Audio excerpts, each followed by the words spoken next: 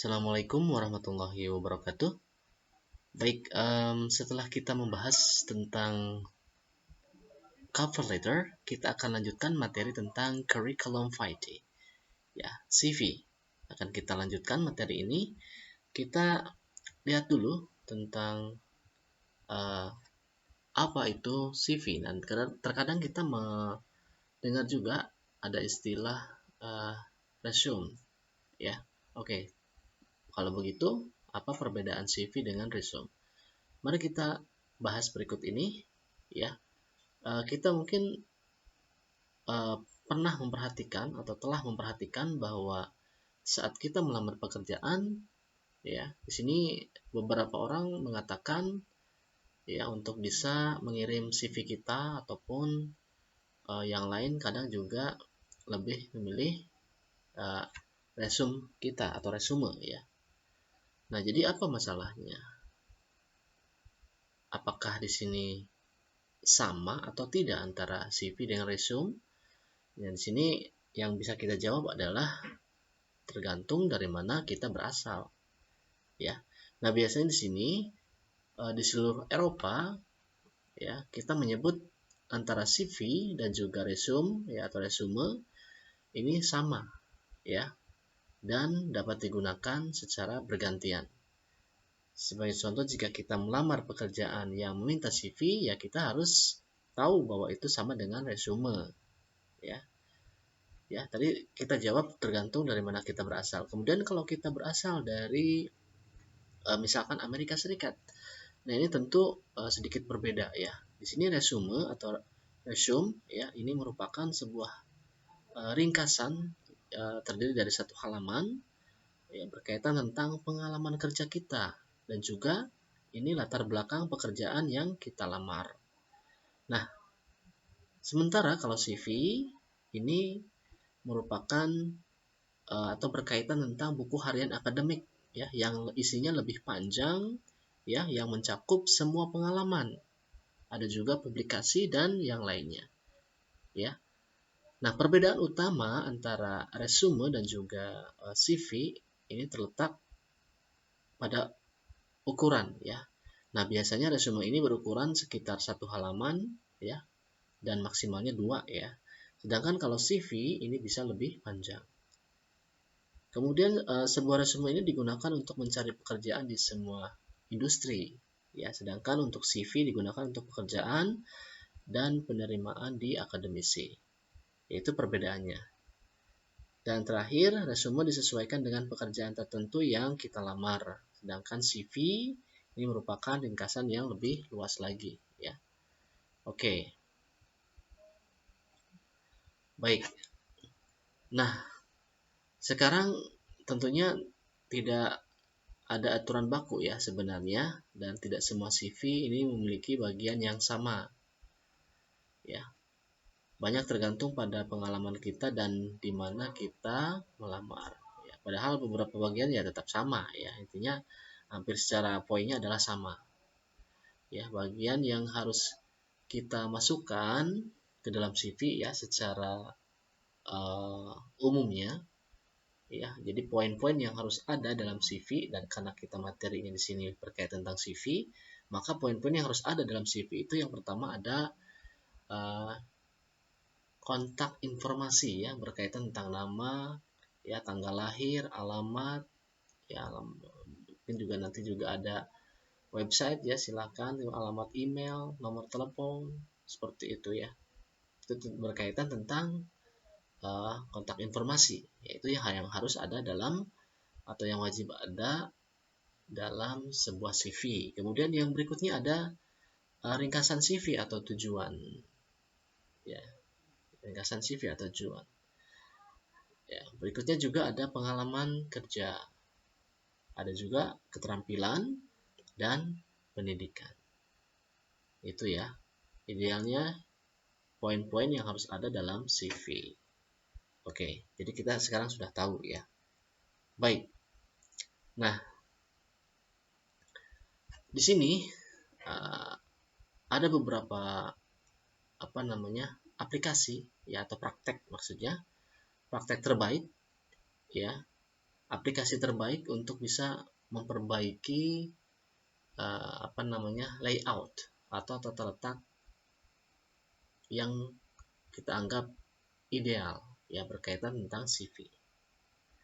Di sini yang pertama, kita bisa lakukan dengan cara mempertahankan panjangnya kalau bisa 1 halaman. Ya. Jadi sebaiknya kita ya hanya bisa membuka atau membuat 2 halaman ya jika memang yakin tidak dapat meringkas ya diri sendiri ya dalam 1 halaman. Jangan sampai membuang CV yang CV kita yang berharga ya untuk kisah tentang diri kita. Ya, tanya di sini tidak ada yang akan mau membacanya tentunya.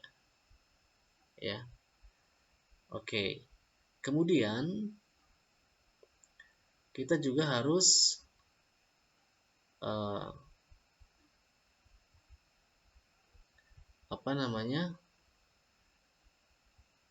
harus bisa melihat poin yang jelas ya, dan bagian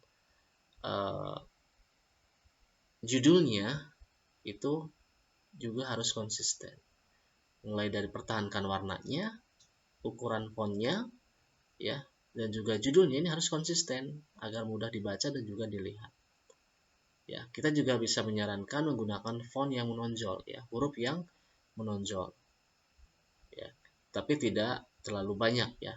Ya, kita bisa menggunakan Ubuntu, Roboto, Overpass atau yang lainnya. Ini penggunaan font yang bisa kita gunakan ya. Tentunya ketika kita mengetik ya. Ataupun di sini jangan sampai kita menggunakan jenis font yang bernama Comic Sans ya. Ini usahakan ya bisa dihindari. Ini hanya saran ya. Oke. Kemudian spasi putih ya. Maksudnya adalah pastikan kita bisa menentukan margin dan ruang yang cukup di antara teks sehingga semuanya mudah dilihat. Ini ya, white space, ada margin, ada jarak ya antara teks ini sehingga bisa mudah dilihat. Dan juga pastikan poin-poinnya yang dimaksud yang kita tulis itu jelas ya. Mulai dari ukuran font yang tepat ya, biasanya 14-16 font ya untuk judul.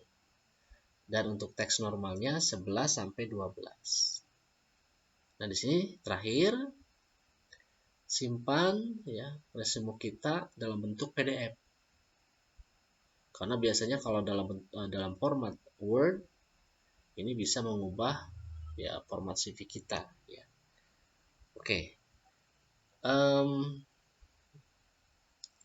Oke, di sini satu hal terakhir yang mungkin bisa kita lakukan adalah, yang bisa kita perbuat adalah, atau yang bisa kita pikirkan adalah, apakah CV kita ini akan menjadi CV yang dianggap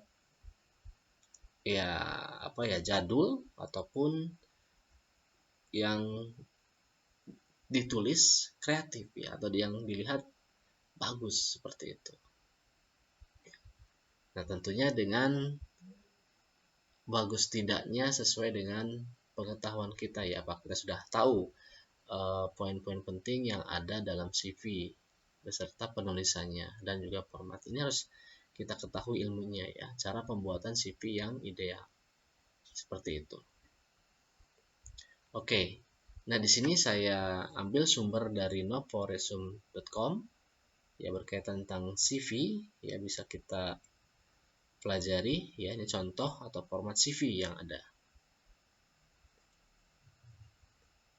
Oke, nah tadi standarnya yang harus ada dalam CV itu ada kontak informasi, ringkasan CV atau tujuan, pengalaman kerja, keterampilan dan juga pendidikan. Oke. Di sini ada kontak informasi ya. Contoh yang sebelah kiri.